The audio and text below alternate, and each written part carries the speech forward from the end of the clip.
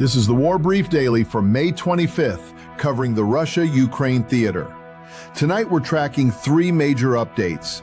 Russia launched one of the largest overnight aerial assaults of the war, 690 total aerial assets, including its Oreshnik ballistic missile, fired at Kyiv Oblast for the first time. Confirmed strikes destroyed the Ukrainian National Chernobyl Museum, and Ukraine struck back inside Russian territory. One hit confirmed, a second on a key Shahid launch airfield still emerging. First, overnight, May 23rd into the 24th, Russia fired 600 drones and 90 missiles in a single combined package.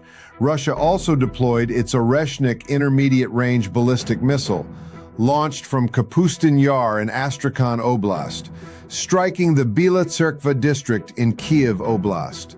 This is the third confirmed combat use of the Oreshnik in this war, and the first time it has been aimed at Kyiv Oblast. President Zelensky confirmed it.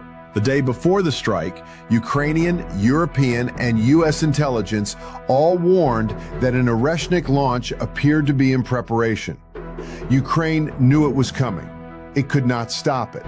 Ukraine's Air Force intercepted 604 of the 690 aerial assets, 55 missiles, 549 drones.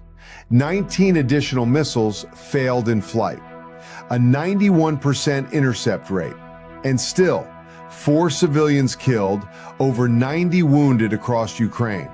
2 dead in Kyiv after strikes hit multiple districts after 1 a.m. local time. Why this matters? The 690 asset package is designed to overwhelm air defense across multiple simultaneous vectors. The Oreshnik is not a tactical weapon, it is a signal.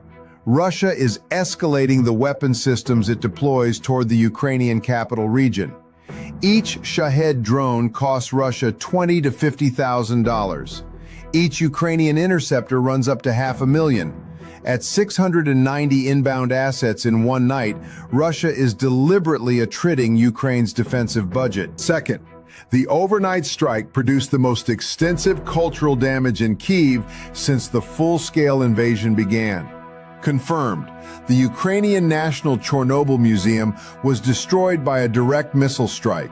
The historic fire station, tied to the 1986 disaster liquidators, suffered what the Chernobyl Radiation and Ecological Biosphere Reserve described as irreparable damage. The National Art Museum of Ukraine was also hit. Multiple residential buildings and schools were struck. President Zelensky called Russia's actions, quote, unhinged.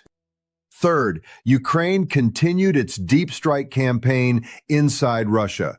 Confirmed, Ukrainian drones hit the Vitorovo oil pumping station. Aftermath footage shows heavy smoke, consistent with Ukraine's established pattern of targeting Russian fuel logistics infrastructure. Still emerging, not confirmed. A fire broke out at the Primorsko-Akhtarsk Air Base in Krasnodar Krai, a facility Russia uses to launch Shahid drone waves.